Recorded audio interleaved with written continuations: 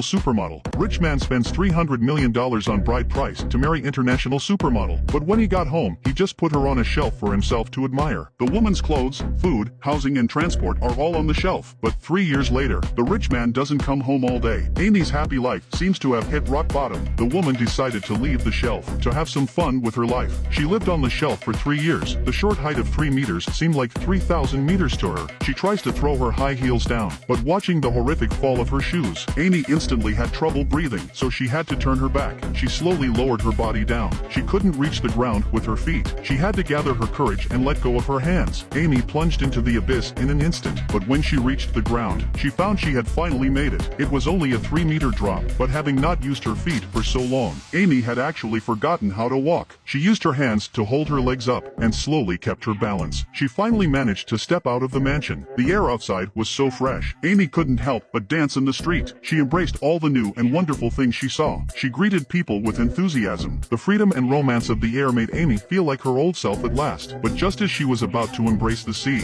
a huge wave hit her. It snapped her back to reality. Amy then realized, after 3 years of living a life of value, she had no job and no studies. What could she do when she returned to society? So she wandered aimlessly through the streets, until Amy saw a beauty shop.